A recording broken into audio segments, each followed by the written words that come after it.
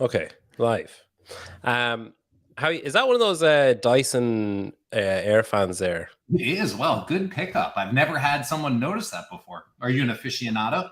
No, Dyson isn't something that's in my accountant's wheelhouse. I like my wife said to me the other day. She was like, "Oh, Dyson are bringing out a hair straighteners that's supposed to be amazing, and it uses air." I was like, "Oh, of course it uses air." And she's like, "Oh, it uses air," and I was like, "Right, what's the price point on that?" She was like, "Oh, I don't know, it's probably pretty expensive." So I feel like she's laying track for like Christmas, like further down the year. That's So right. I can just start saving now. Um, Listen, thanks for coming on. I really appreciate you taking time out. My pleasure. Thanks for having me. I'm assuming you're a pretty busy guy. I'm assuming the life of a CrossFit CEO is pretty hectic. Is that fair? Reasonably busy. How do you find it compared to, so like you were at other kind of tech-based companies? I guess you're at Google, you're at or Pinterest and Facebook. How do you find it, like structure-wise and day-wise and like plate spinning-wise compared to those jobs?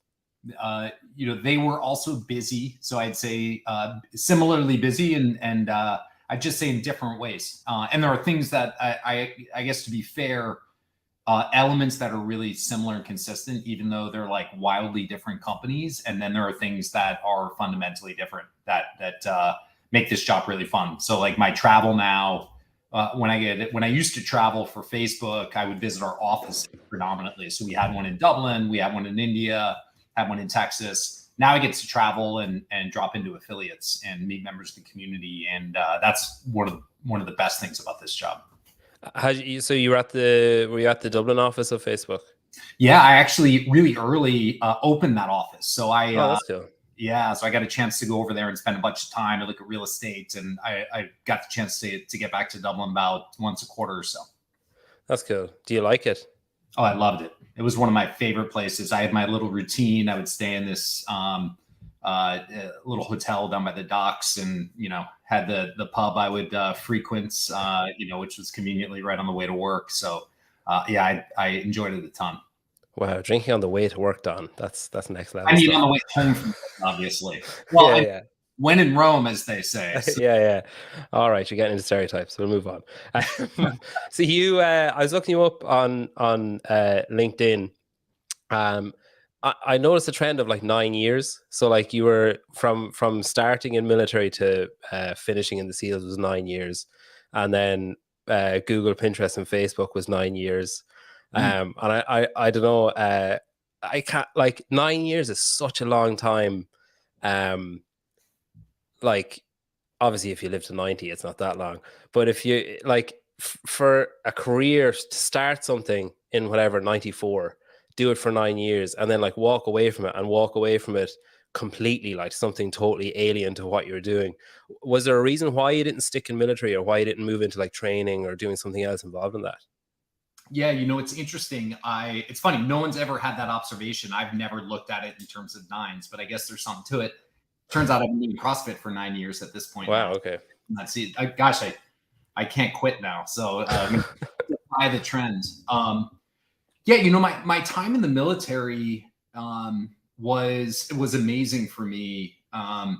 Elements of it that I'll always cherish, like got a chance to meet amazing people. And, I was super young when I went into the Marines. Learned a lot about leadership things.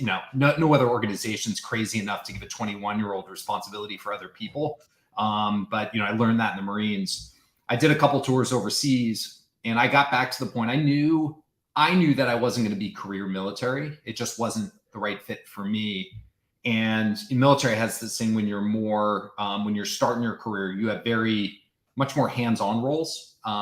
And I love that. I love the operational roles. I love being in the fleet. I love being with Marines. And as I looked at my career, I knew that if I was going to stick around, I would have to do a mix of, operational roles, as we would call it, and administrative roles that are important as well. And for me, that just wasn't something personally that I was excited about. So when I got back from overseas the second time, it felt like this kind of perfect time to say, okay, this has been incredible, amazing life experience, time for something new. When you did move I'm assuming that there's big differences between like military and, you know, like attitudes in the Marines and stuff, and behaviors, and what's expected of people, and how people like engage with each other. And I guess like I have a picture in my head of it being fairly straight talking, like that there wouldn't be too much room for, you know, like flowery language or plumossing and stuff. So when you started at Google and Pinterest and Facebook and those jobs, was there an adjustment there from what you had sort of been brought up on? Oh, big time. I mean, if you can imagine a work environment that's more different from the Marine Corps, you know, where you're sleeping in the dirt and, you know, lugging a rifle around. Remember showing up my first day at Google. I was an intern there actually.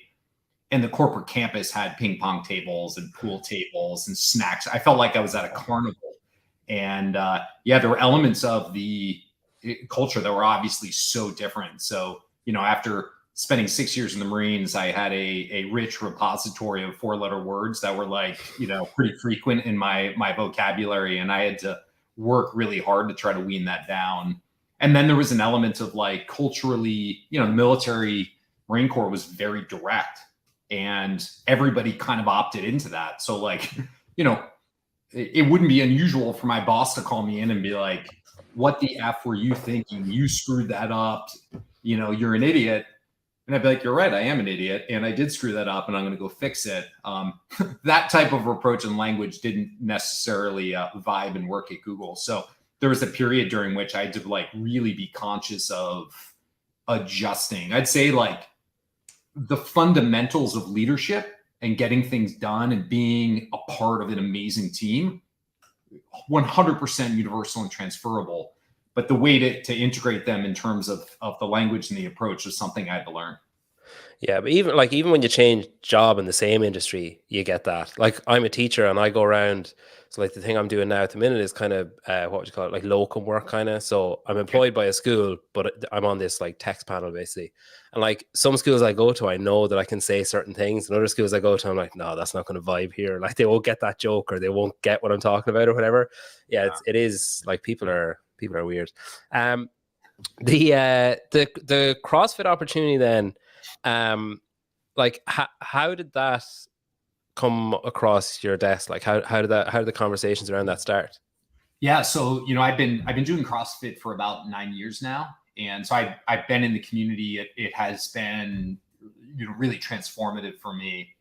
About a year ago now, somewhere around a year ago now, I had a friend of mine, good friend of mine, who called me and said, "Hey, I've heard CrossFit's looking for a CEO." I had wrapped up my previous job. I was thinking about what was next. He knew I was thinking about it, and he said, "Hey, are you interested in learning more?" And so that he connected me with there was a recruiting firm that the board had hired to source the role, and so he made the connection, and you know, that was the start of it. So you were like what, 8 years ish doing CrossFit then at that stage? Correct. Like, so it was a bit of a kind of dumpster fire, like compared to its peak of like, you know, operational success where everything is going really well. Like there was a lot of fires to be put out. You had like, you know, Greg was gone. It was bought out. There was, you know, community differences with the decisions that were being made, and the CEO was stepping down or back or sideways or whatever. And then, like, I guess my main question is like, why would you touch it? Like, would it not have been so much easier to just be like, are you interested? To be like, actually, I've just done a quick Google and no, I'm okay, thanks. You know, it's funny. I as I was talking to folks, you know, before taking the job, I reached out. I had trained at Jason Khalipa's gym for a long time. And so I called Jason and said, "Hey, can I pick your brain? And what do you think?" And I talked to a number of other folks, and a lot of folks who I talked to said, "Cool, but why would you take that job?" And, you know, folks who knew what was going on in the community and knew how many challenges there were. And, you know, I'll be honest, it's probably two things. Like, you know, one, I had this just like very personal, deep love for CrossFit, and, you know, the impact it had on me, and being a part of these different gyms where, you know, we've all seen it, right? Like you see how CrossFit changes people's lives. And I even at that point had just huge conviction that, gosh, as amazing as this is, it can and should be so much bigger. Because there are, like, for every person that's in a gym, there are 30, 50, 100 who have not yet discovered it, who's like, could be changed if we can figure it out. So to me, that was really motivating and really exciting. And the second part of it is, honestly, like, I probably just a little bit of a glutton for punishment. Like, I like hard stuff. And Marine Corps was hard, really hard. I started in the infantry, and I tried to go to this, I went to this force reconnaissance unit. And part of that was because it was hard. I was like, I don't know if I can do that or not. I don't know. But I know in trying, I'll be better for it. And I'll see if I can find my limit. And so I was, for me, this opportunity, like, I wasn't, in some way, that the challenge and the difficulty was part of the attraction, and thinking, gosh, we can, if I could look back and be lucky enough to be a part of a team that could take something that was so amazing and went through such a hard patch and tell the story of the next chapter, what a special opportunity that would be. One of the things that you said, like, kind of early doors when you took over, the number 30 million was kind of bandied around. Yeah. And I'm not sure if it was you or might have been Daniel Shafi or someone said, like, someone at every dinner table basically was kind of the aim. Like, I was kind of curious, like, I suppose the three kind of things that come to mind with that would be, like, why 30 million? Like, why not, 20 or 50? Like, why was 30 million the target? And then, like, how 30 million, like, how do you plan to get there? And then when 30 million, like, is there a date in mind, or is it just let's keep pushing till we get there? Yeah. So, when I started in August, the first thing for me was just, doing a lot of listening and a lot of asking questions inside the company, outside the company, I had my own point of view as a member of the community, but there's so much I needed to learn. And what became really clear, honestly, within the first few days, was how much of a desire there was for a North Star, like a vision, a strategy. Like, so many people saying, gosh, we love CrossFit, inside the company, outside the company. We want to help. But we need to understand where you're going so we can align around it. And so one of the first things that we started on as a team after going through the learning process was, okay, what's the vision?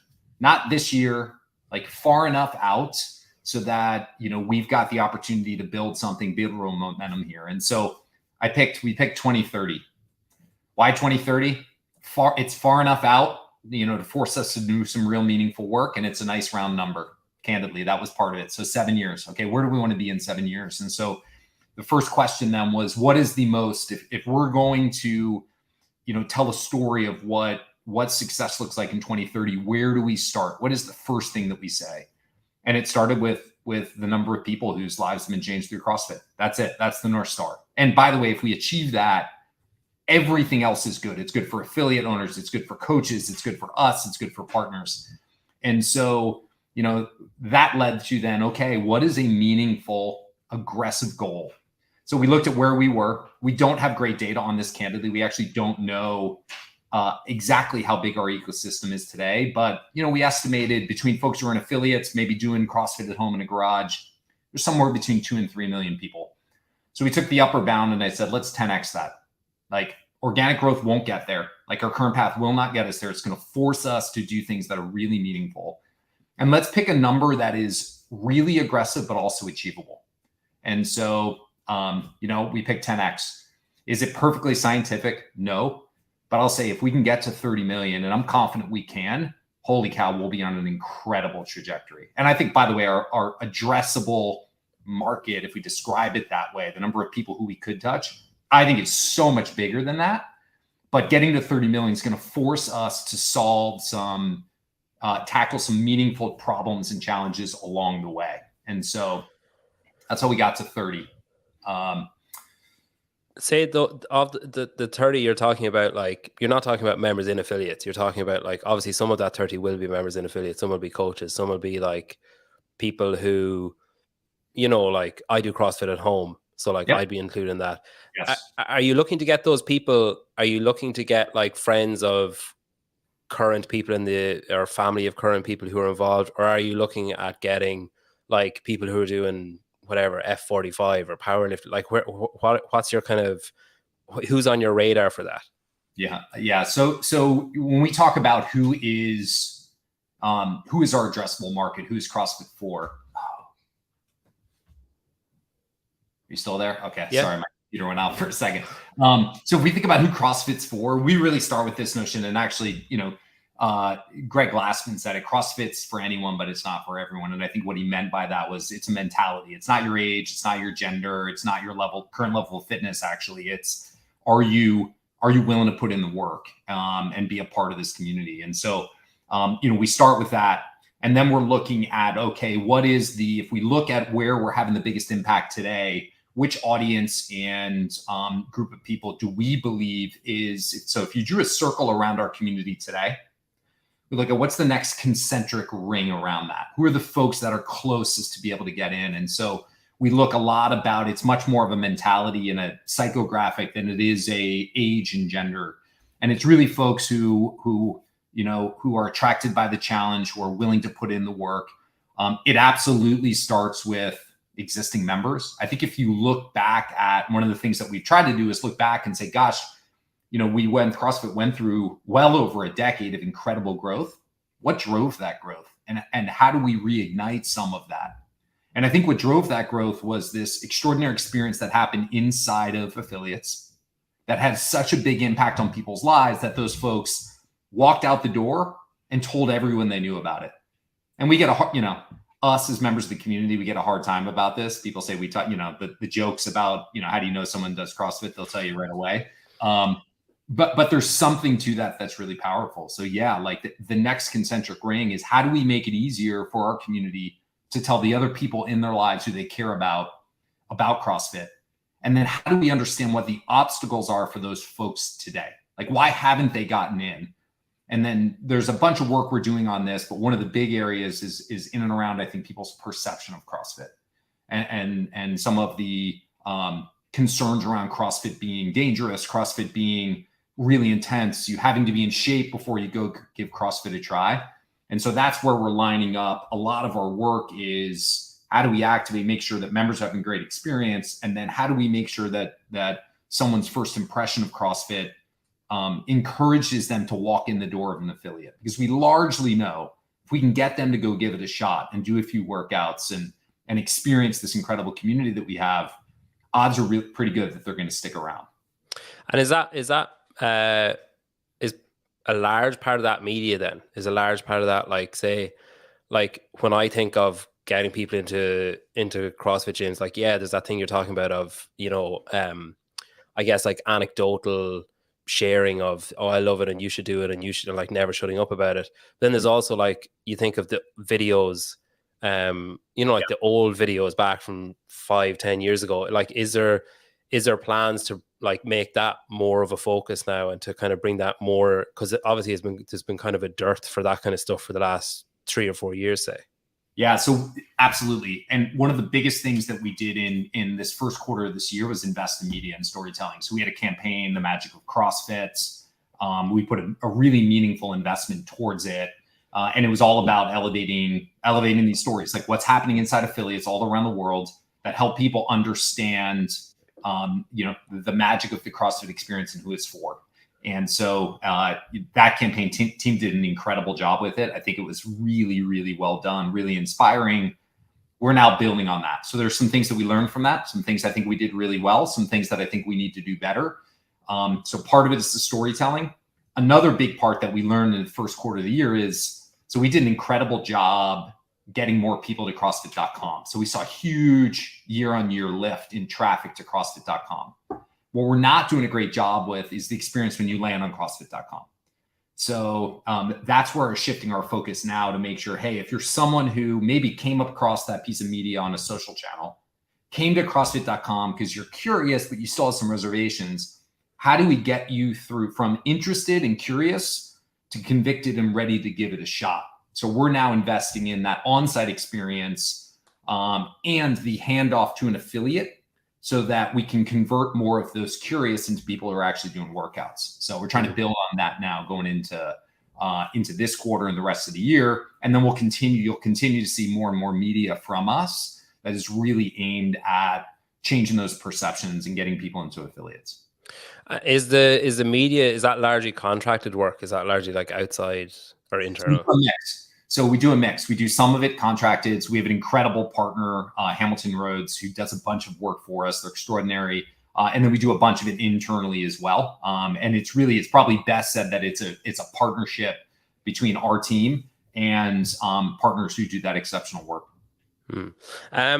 Of like, say, if you take the HQ employees as like 100, of that 100, how many, like, is it a requirement that you do CrossFit? Is it a requirement that you have done it, that you know, that you train on site, that you are a member somewhere? Is there any thoughts behind doing something like that, or is that too restrictive, do you think? No. So what I will say is it a requirement that you do CrossFit? Yes.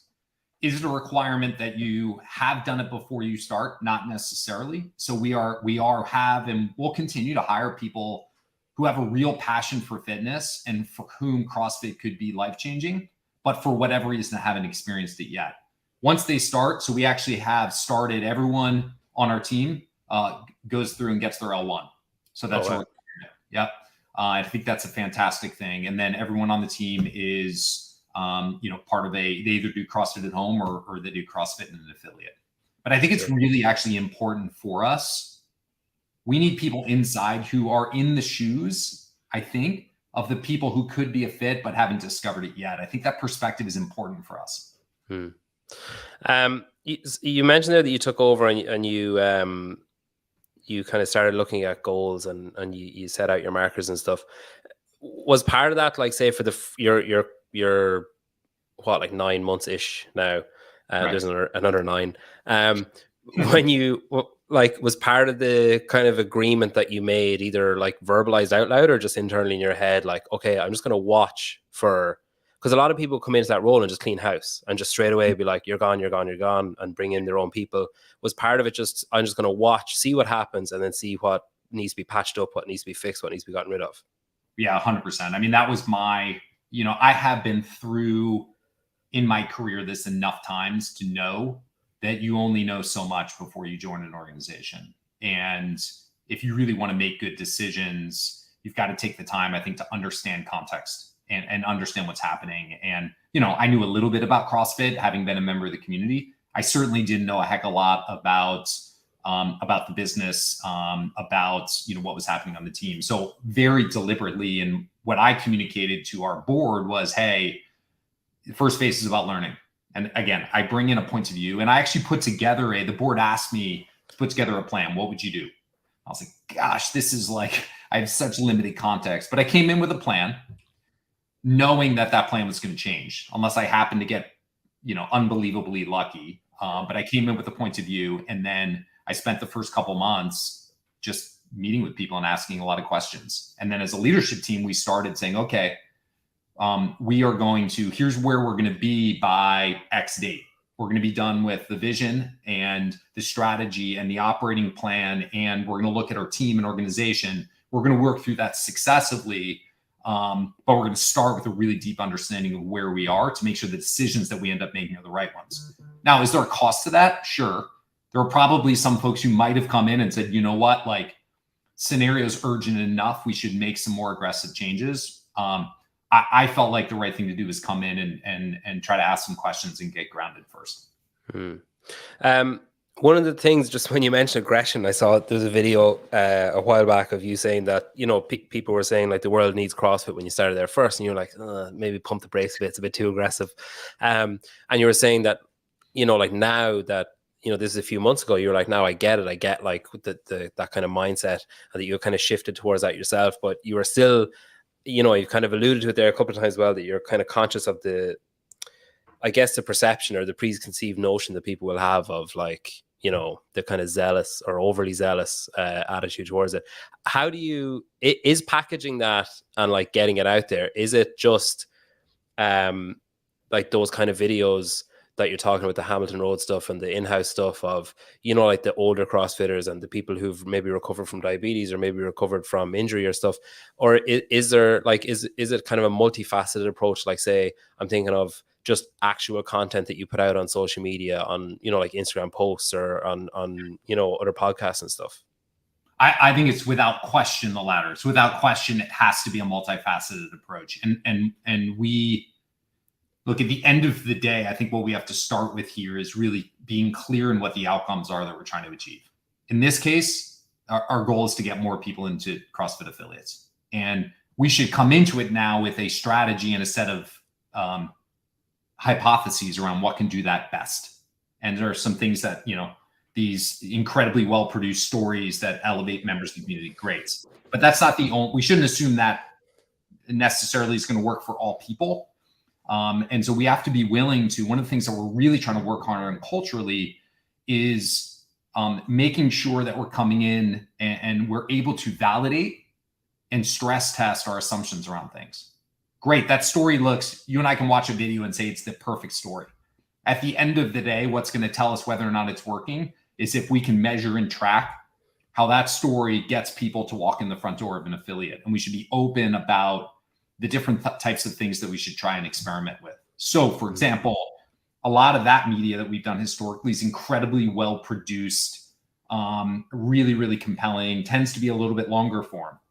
We should also experiment with scrappier, shorter form formats that are easier to produce, that potentially we can leverage from folks in the community who do this work already, and that may end up working better in some channels and for some members of the community. So we are going to and should be willing to try a bunch of things, and we need to make sure that we're in a place where we can evaluate the effectiveness of what we're working on and then lean into what works best.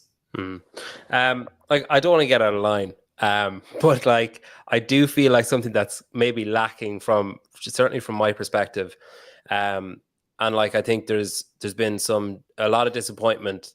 I mean, I got mine, so I don't really care, but there's been a lot of disappointment from photographers and videographers and stuff around semifinals and not getting access and stuff. And one of the things that I kind of thought of was, I feel like it would be a much easier pill to swallow, certainly from where I'm sitting, if CrossFit as an organization took hold of all of the free content that they have access to from people who host podcasts, make videos, make content, and use it and show it and share it, and like hat tip the people who created it and stuff. And like, because I think there is a perception, like, I think I speak for a lot of people, I don't know, maybe I'm wrong, but like, there is a perception that it's kind of like there's a high tower, and if you're not in it, you're not in it. And it's like, there's like outside media or outside videographer or photographer or whatever. And I do feel like there is a lot of quality, like seriously high quality content that people are making for free, like just because they love it. And there doesn't, historically anyway, there doesn't seem to be any kind of like, hey, well done, we really appreciate that you're doing that, and let's share it on our 1 million+ channel to rise some ships. Yeah.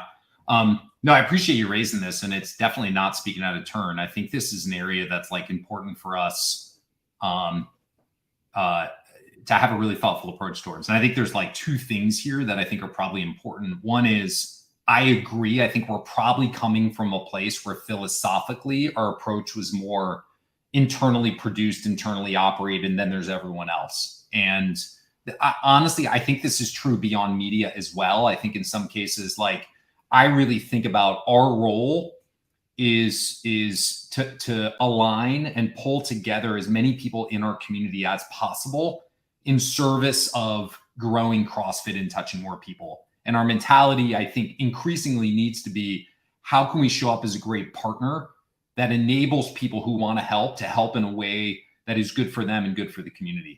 So we've talked a little bit as a team about, hey, how do we do a better job with this? We need to move in this direction. And we're not, I'll say we're not fully there yet. Like, we are, we're still working kind of through this. I think the second piece, which is probably relevant, and I'm a little further from the details, so forgive me if I speak out of turn on this, but there's also a practical, logistical element to it, which is, okay, even if we wanted to do that tomorrow, how do we shift from a place where we're doing a lot of our own production and distribution to a place where we can actually manage and identify and distribute content that's being created by other folks in the ecosystem, and do it in a way that feels scalable and high quality, et cetera? there is a pragmatic matter of actually executing on that I think is probably going to take us some time. And sometimes there are constraints. Like one of the hard things that we have to figure out is we have a lot of our live events, we have limited real estate where we can put photographers and videographers, et cetera. And we have to figure out and make choices. What's the best distribution of that real estate that serves I think the decision should be what serves the community best. That should be our North Star. I won't claim we've got it perfect yet, but I know it's something that we're thinking about and talking about. And so hopefully folks are patient with us as we kind of work through this. But the intent is we really do want to be able to partner with folks in the community in service of doing this together. But even like from a less formal approach, like say, I know I've made like I made I did an episode with Jeffrey Adler recently, made a reel out of it, put it up, and like to my surprise, like 3 days later, like Wadapalooza, it was about them, and I don't even think I tagged them in it, but they like took the reel, made their own reel, posted it, and I was like, geez, that actually means so much that whatever many 100,000 people are seeing it that I didn't expect to see it. And like it's that little, like, you're tagged in something, put it up in a story, you know, like that stuff to people like me, like that stuff is like, you can't even describe in words how much of a, like, not that I need it, but how much of a pat on the back it would be to be like, hey, you're doing good, like keep doing it because it matters. And I think especially when there's so many of us that are doing it like pro bono, basically, that, you know, like that's all it really takes, just to be like, yeah, you're part of it and it's cool. But yeah, the semi-finals thing. So I was curious. I've often heard, I haven't actually heard it directly from him, but I've often heard other people reference the fact that Greg always said that the CrossFit was like there was two kind of elements to it. There was like the affiliates, and there was the training and the education and the methodology, and then there was like the kind of circus, like there was like the sport and the fittest of the fit go and do that. Are you like, I suppose, well, one of the first questions I want to ask is, would the CrossFit Games and the sports side of it survive like on its own? Like if it didn't have help from, say, other sources of income through CrossFit, like affiliate income, that kind of stuff, would it survive as an entity just like solo on its own? Interesting. I haven't really thought about that explicitly, but in thinking, you know, working through it now, I think it would look different than what it looks like today. I think really like this question, I think is a really interesting one, and is one that, as I was talking to folks, one that comes up quite a bit. Like folks love the sport, but there is tension in how we think about the sport and the role that it plays in the community. And one of the things that we are working on is, and then we've talked about with the team, is sport. What we do in sport, like everything else we do, needs to be in service of that 30 million people. So we've got this incredible, the sport of CrossFit, I think, is an incredible asset that inspires our community, that brings people together, that if done well can expose new people, new audiences to CrossFit. But it's also something that I think we have to be thoughtful, because there are also with it comes some risks if we're not careful, right? So if you're sitting at home and the first exposure you have to CrossFit is watching one of our elite athletes lift an ungodly amount of weight over his or her head, that actually could be interesting, but maybe intimidating for you. So what we're trying to work on is, the long-term strategy for us is, how do we make sure that we are leveraging sport in a way that grows the overall pie, grows the audience, grows the number of people doing CrossFit, grows the overall size of the community. If we can do that, I think that's good for everyone. That's good for our athletes. It's good for sport itself, and it's good for affiliates. And the question in the meantime then is, how do we run it in a way that's thoughtful? And sport is, especially the in-person events, are really hard to run. They're logistically complex. They're super expensive. There are dynamics of our sport that are uniquely challenging through that lens. And so we got to be really thoughtful about how we execute it in service of that goal. So the semifinals then, like one of the most kind of recent things to come out is that, say, 2 of the 7 events won't be live streamed. And I think initially my immediate thought was driving ticket sales. That's what they're after, is they're trying to get more people to say, oh, I'll go, rather than to see the whole thing all go. Which, you know, I thought that, and I was like, bit harsh. Like if you're in, you know, like south of France and you have to go to Germany or whatever. Is that the logic behind it? Is it like, is there something else? Is there something like people don't know? The dominant driver actually is you know, what we did there is we looked at, so in aggregate, the semis are, you know, logistically intensive and really expensive to put on. And as we looked at the overall experience, we looked at actually the number of views that we traditionally get against those events. And when we looked at it and looked at just the return of investment there versus other areas where we can, you know, augment the experience, it was really about an area that looked like viewership was relatively low traditionally for those, and the incremental cost of it we didn't feel like was the right return. Like and those type of events, is that like the type of tests, or like it was a combination of, I think, and I'll you know, I'll let, you know, kind of Justin and team, we can follow up on this here, but I think it was probably both where they fall in the programming, like what day, okay, and when, and then part of it also is we are running 2 floors, and part of it is they are on a second floor, and so having multiple crews cover multiple floors to be able to do streaming capture was kind of a meaningful additional investment. Yeah, that's fair.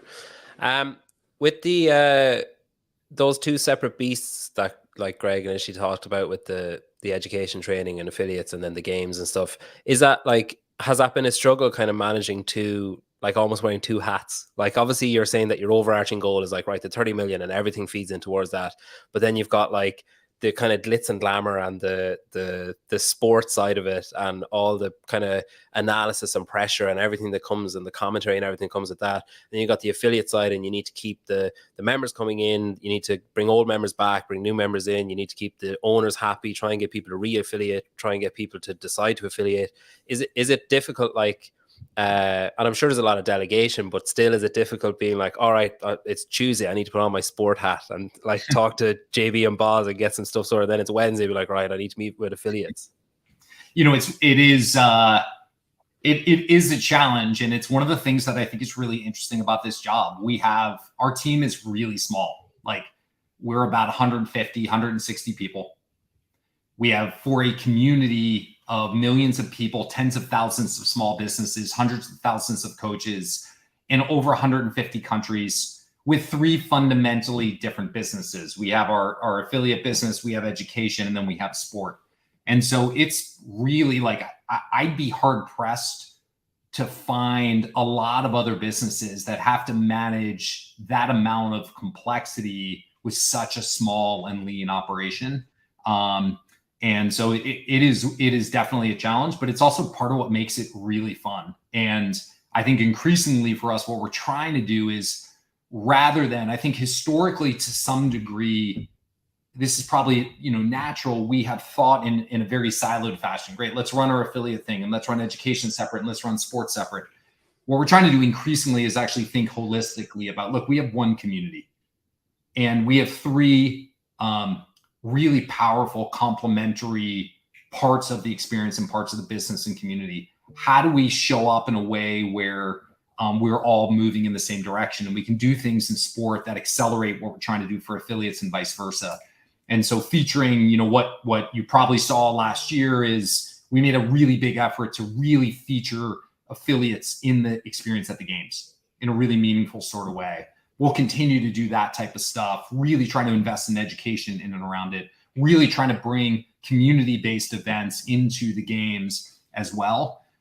So that, you know, the investment that we're making across those gives us the biggest bang for the buck, and we can try to create the best possible alignment. And it's not like you're feeding these, it's not zero sum. It's not like, oh, every minute I spend on sport is a minute away from affiliates. It shouldn't be that way. They should help each other.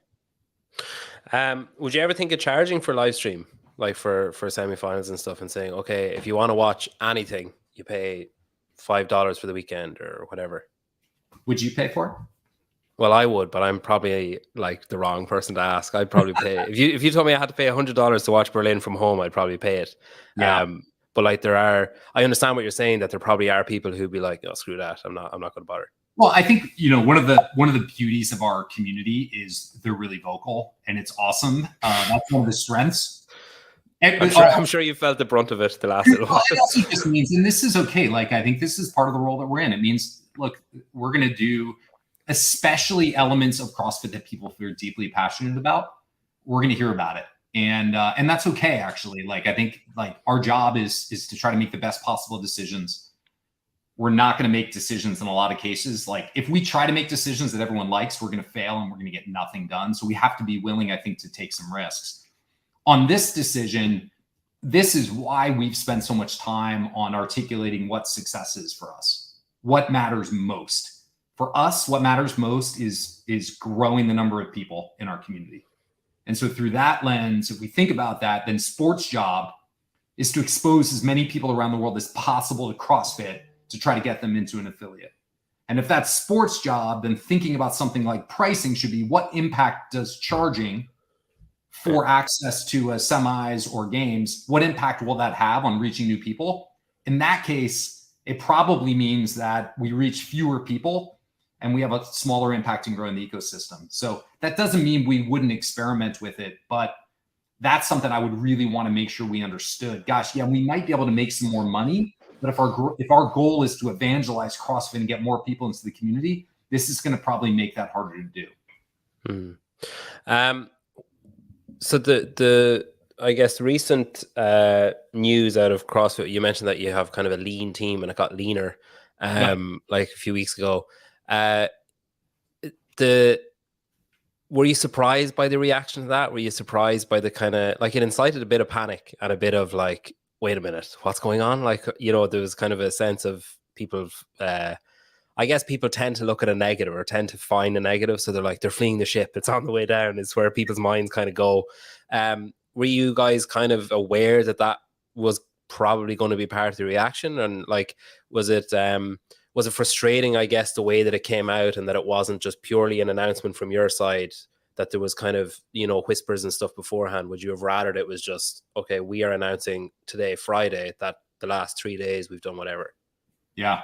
You know, I'd say I'm not, largely looking back, I'm not surprised by the reaction. And, you know, I think, again, we know what we do is looked at throughout the community, and we know people care about it. And I think our job is, you know, in cases like this, first, like, let's make the best decision for CrossFit HQ and for the community. And then our job is to try to do our best to communicate it in a way where we can be transparent and clear and make sure people take away from it the right messages. We knew this was going to get out quickly, for sure. We knew it was going to get out within a matter of hours from us talking to folks on our team. We have a really small, tight-knit community. And so we were prepared for that. And look, I'd say in any case like this, it's you know, I think at this point, you know, CrossFit's not the only company who is looking at these types of things, right? Like, you look around, especially, you know, I live in Silicon Valley. You know, some of the most profitable, successful companies in the world are going through the exact same thing. And so from a timing perspective, you know, we felt like this is something that is appropriate for us to take a look at. In terms of the reaction, most of what I heard from folks, generally, not 100%, I don't think people get it. I think, you know, it's a bummer. It's sad, for sure. Like, we have, you know, incredible people on our team who did so much for CrossFit, who are, you know, that this impacted. But at the same time, you know, definitely convicted it's the right thing for us. HQ, we're in a really, really strong position. We're going to, you know, part of this is making sure we're in a position to be able to make some big bets and investments and things that we're working on right now. So look, by and large, we knew that it was going to cause some questions. We know that some folks were going to be concerned. I, you know, generally look and feel good that we were able to kind of communicate the intent around it in a pretty transparent sort of way. I was listening to Taylor South was talking recently, and he said kind of a throwaway comment where someone asked him something. I think it was Savan asked him something about affiliates, or he asked JR or something, and Taylor said, well, there's 50 affiliates in Charlotte. And I was like, geez, like 50 in one area, which seems common in the States. And I think, like, you know, you talk about that growth and the growth of the sport and the growth of the methodology and stuff and the amount of people that are coming in. And like, I've noticed since I've started following the sport and stuff that it is very, like, say, US centric, and the maybe affiliate messaging and like all that kind of stuff is kind of US centric, because that is your largest market. It's like there's more people there, there's more, affiliates there and stuff. But is part of that, the bets that you're talking about laying, or the things that you're looking to invest in, is part of that like more of an international kind of vibe of like maybe something in Europe, something like trying to grow the number of affiliates abroad, or trying to reach the people that are abroad, I guess? Yeah. So we are today, if we look at where we are, roughly 65% of our affiliates, and probably close to that in terms of members, are outside the US. So, Okay. so we have more people outside the US now than in. But you're 100% right. We do not yet operate as the type of international business and company that we are. We're not where we need to be yet. And so some of this is the complexity of figuring out how to deliver an experience in 150 countries with different languages. But part of it is us playing catch up. And so we are, moving in a direction where we can do a better job of making sure that what we do is localized, the product experience, things are translated. We have a presence on the ground in markets around the world. So that is a shift that we are starting to make. It's going to take us some time, candidly, to get there, but that's definitely a focus. In terms of kind of zooming out and looking at overall goals, what I would say is most of our growth right now is coming internationally. Western Europe, parts of Asia are growing really quickly, and that'll continue to be the case for us. We're looking at some big markets where we have not yet seen really, really meaningful growth. So thinking about, how do we drive growth in India? How do we drive growth in China? How do we drive growth in large parts of Latin America, South America? So that's definitely a part of what we're looking at in service of those goals. And then in our call it more mature markets like the US, it's a slightly different focus. I'd say in the US, our predominant focus isn't more affiliates, it's stronger, healthier affiliates. And so when we talk to a lot of affiliate owners now, and ask them about, hey, the 50 affiliates in Charlotte, or take another market like that, we're really trying to focus on, we want to make sure we can best serve and support our community. Doing so is now all about making sure our affiliates themselves are really strong, sustainable businesses that can invest in an incredible member experience. And so the focus is less on more affiliates and more on a stronger, stable existing set of affiliates. And that doesn't mean we won't have new affiliates. Of course we will. It's just a focus. And is that like making CAP available as part of the affiliation, that kind of stuff? That's right. There's a number of things we're working on. So CAP is a part of it. So, hey, how do we better support our affiliate owners? We're doing some work now around the business side of running an affiliate. It's not something traditionally that we've done a lot of. Most of our focus has been on the coaching side, but we know that, for a successful affiliate, you need to deliver great coaching and run a really good small business. And so we're doing more work on that front as well. We're partnering with folks in the community like Two Brain, like Best Hour, who do a great job on this. We want to work with them to provide more affiliates access to the work that they do. That's good. Yeah, I like that. Those kind of businesses that are out there, like you mentioned, Two Brain and Best Hour, and like obviously, Rogue have done okay for themselves, I guess. But like, there's those kind of businesses that have kind of started to sprout up and stuff, and there's a lot of tech companies that are around, like maybe timetabling or logging workouts and stuff. Is there like any kind of inclination from CrossFit itself to start saying, okay, well, we need to do an app that's you can book your slot and track your workouts as well, or we need to do, we know what the community need because we are in the community, so now we need to start servicing that rather than letting other companies like sprout up and do that themselves? Or is it more a case of like, yeah, the more the merrier, like you're taking stuff off our plate and servicing the people that we want to help? So I think in the very long run, it's a little bit of both.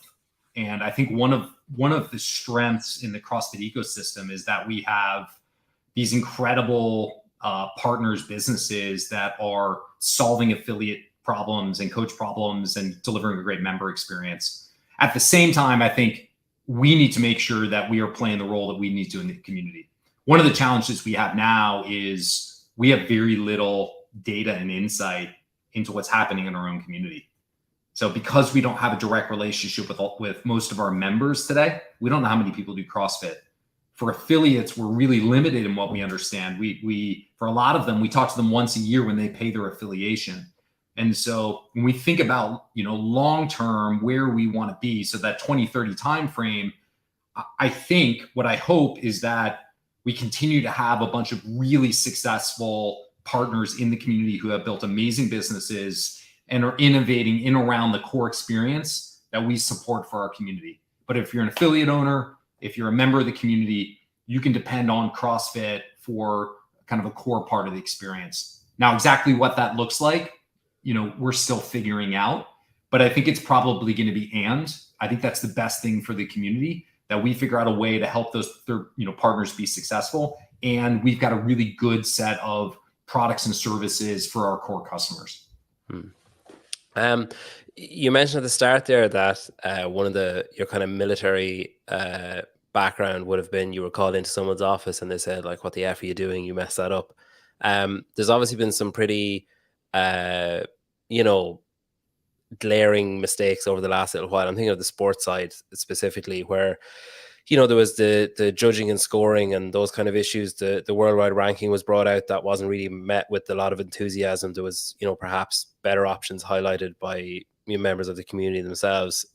You had problems with the way that the adaptive community felt they were being serviced, and the way that people watching the adaptive community being serviced felt they were being serviced. Is it difficult in those kind of scenarios not to be knee-jerk and not to kind of do that military approach of just calling everyone in and being like, right, screw this? Yeah. Well, I'd say there are, I think a couple things are important here. One, I think we need to be thoughtful and rigorous in how we make decisions and how we execute, without question. We should all be accountable for that. I'm accountable for that. The board holds me accountable to that. The community will hold me accountable to that. And I should do the same for members of our team.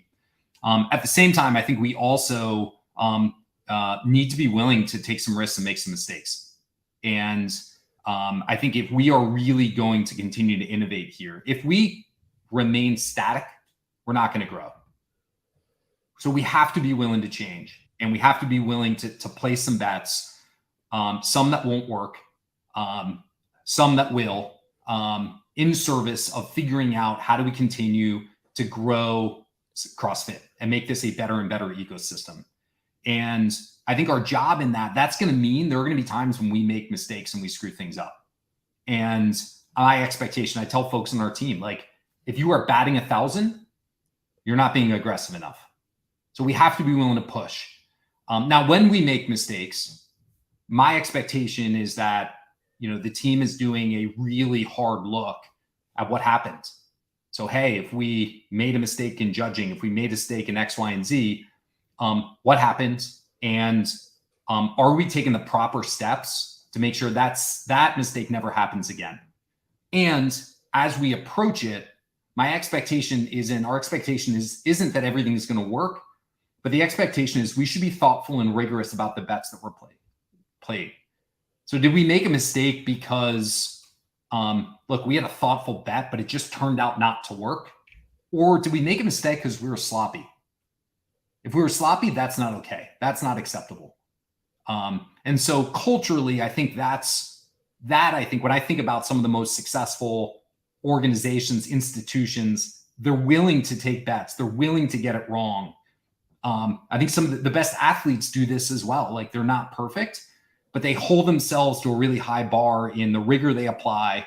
They take good shots on goal, not sloppy ones. And when they miss, they hold themselves by looking back and what happened. And I think one of the things we got to do a better job of is when we screw up, and we got to go back to the community and say, hey, we made a mistake.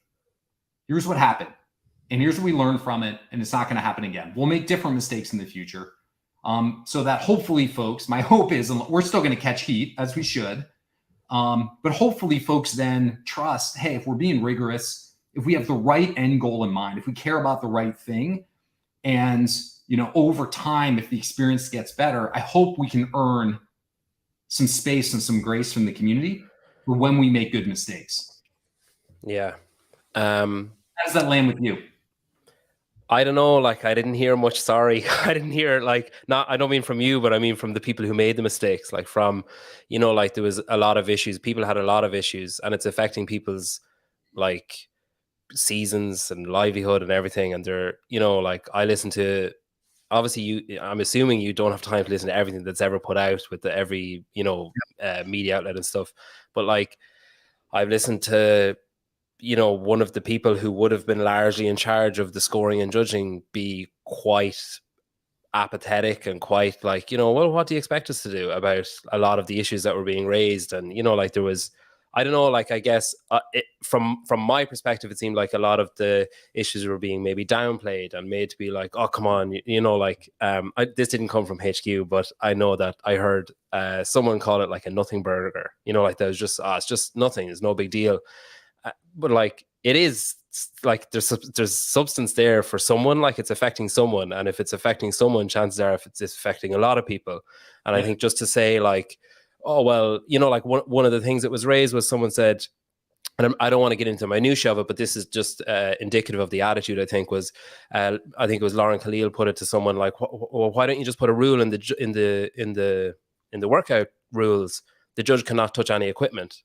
And then the answer that was given was, well, I mean, we could, but like there's already pages of stuff like, and I was like, well, that will eliminate pages of stuff by just putting one line will eliminate so much stuff. And I just think that it's great that like what you're saying is great, but I think there's obviously some kind of I don't know, like a wrinkle somewhere between what you're saying and what the people who are, being put forward to talk about the issues are maybe saying when they speak. Yeah. Well, thank you for sharing that. And, and again, I unfortunately don't get a chance to listen to everything, but look, except this, you obviously listen to this every week, but apart from that, every single week. That's why I don't have time for anything else. No, but look, that to me represents an area where we got to get better. Yeah. And again, if the impression you or anyone else leaves with is that we are being defensive, that we are not acknowledging when we make mistakes, it works. It works against us. Like I really hope if we try to take the position of we're going to be perfect and everything we do is right, we're screwed. Because it's impossible.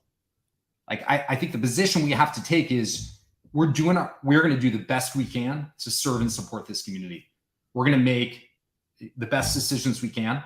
A lot of them are hard, but that's on us. That's our role. And when we make mistakes, we'll own it. Yeah. That's it. We'll stop.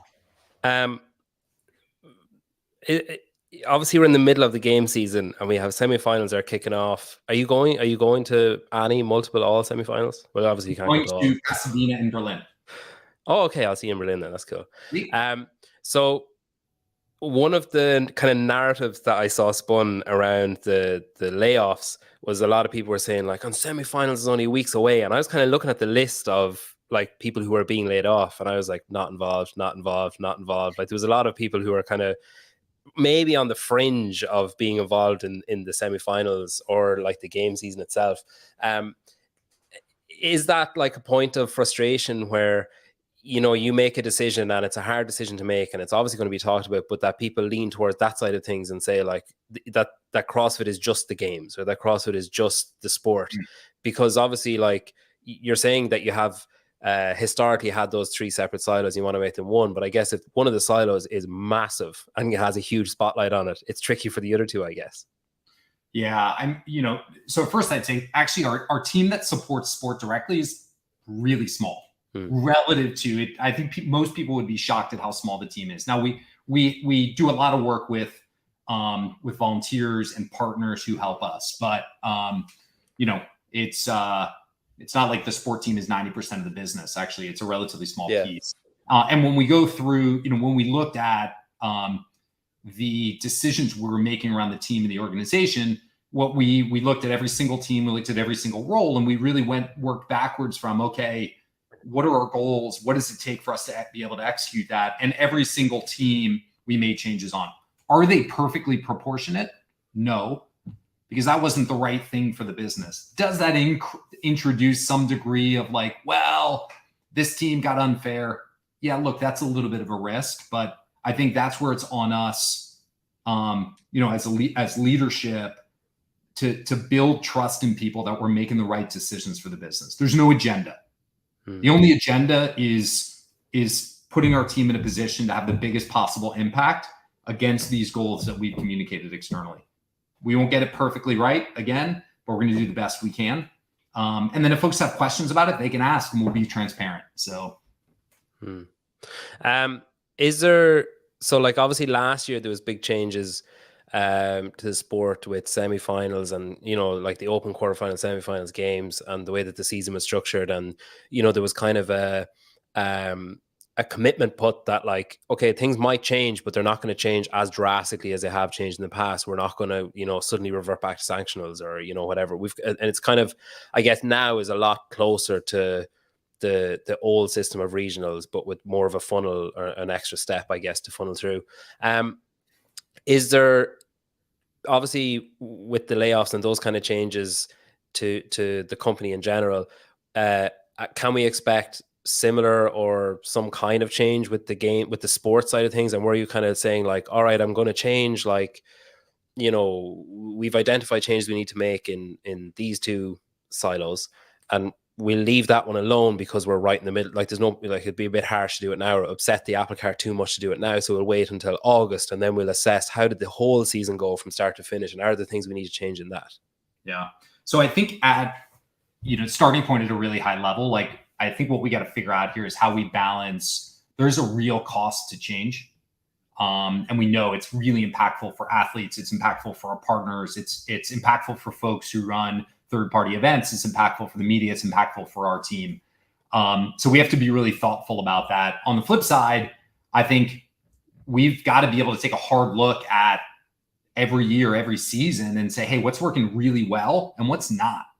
And for the things that are not working really well, I think we have to and should be willing to look at that and say, okay, what did we learn this year? What things about this season didn't go great? And what are the adjustments that we should think about moving forward to elevate them? And then just weigh in that, be really thoughtful. The bang for the buck has to be significant enough to outweigh the cost of the change. And so I think it would be dumb for me to say, irresponsible to say things are never going to change and also say everything's going to change. So it leaves this really broad mix in the middle. And so I think the things that we look back and say, hey, that part of the season went great, awesome. Let's not mess with it. If there are parts that we look at that were problematic for us, for our partners, for the community, for athletes, yeah, I think the best thing for the community is to take a hard look at how we improve it. You mentioned there about outside of America. Is it out of the realms of possibility to say like, okay, once Madison is done, let's go to like Amsterdam or let's go to, I mean, you can have it at my house. It's not big, but there's a little garden. You'd definitely fit a shuttle run in. I love it. There'll be 7,000 shuttle runs. No, we're going to do international. Okay. We're going to do that. Now, exactly when, we haven't made that decision yet. So, but I think it is really important that we do that. I think it'll be the first time we do it. I think it's going to be incredible. So we have talked about it. Now it's just a matter of when. Like within 5 years or further out than that? Okay. Right. Okay. That's as close as you're going to get. You're going to get a soft maybe. Okay. That was a hard maybe. I guess you had you're a year, you're coming up on a year in and you've had your plan, I guess, was to kind of evaluate, have your vision, start taking actions on your vision or whatever. I'm conscious that we need to finish up as well. And keep to that vision with the decisions that you're making. I think you've expressed that pretty well. And then you're kind of heading towards your second year now. Does the focus shift? Like, do you kind of just keep spinning the place that you've started spinning, and then like what are your plans, say, for year two? Like, have you got kind of a big picture plan without maybe going into the minutia of what it is? Yeah, so I'd say there'll be a good part of what we're doing thematically at the highest level that won't change, but as we make progress and as we learn things, the strategy will evolve. So I'll give you an example. I mentioned to you a little bit earlier, like growth will remain member growth. So exposing more people to CrossFit is going to be a goal of ours. I'm pretty confident for the next 7 years. Now, how we get there and how we execute on that should be evolving a lot. So in the first quarter, it was all about, hey, can we get more traffic to CrossFit.com? Great, we did that. Now, internally, we actually changed our focus and we said, okay, it's not just getting traffic to the website. Now we got to do a better job with that. We got to get those people into an affiliate. So that's what we're working on through this year. For affiliates, our focus now through the end of the year is really investing in. So there's big new markets. How do we unlock growth in those new markets internationally? And then for existing affiliates, how do we really help them build those stronger, more sustainable businesses? As we do that, we'll be able to look at that and say, okay, what do we now believe is the next biggest opportunity for us? But I'd say if I look at right now, our top level, so our top level goals for the company right now are, member growth, member experience. That's number one. Number two is stronger affiliates. Number three is an investment in coaches, stronger coaches. And then number four for us is, for us, CrossFit building a strong, sustainable business. We've got a lot of work left against each of those. So the nature of what we do will evolve, but the goals shouldn't change in a really meaningful sort of way. And then number five, sharing more outside media content. Perfect. Okay, listen. That's within growth. Yeah. That would help us do a better job on the growth. Yep. Yeah. Listen, thank you. I really appreciate you coming on. We've kind of ran over the agreed slot. I appreciate you taking time out and coming on. It's been great to get to talk to you. We'll grab a coffee in Berlin maybe if you're not running around too much. I'd love to chat. I'm going to come. I want to do shuttle runs in your garden. So yeah, it's like 4 foot by. No, I'm joking. It's not insubstantial, but it's not. I'm not a landlord either. It's not like we're going to land a gentry. Yeah.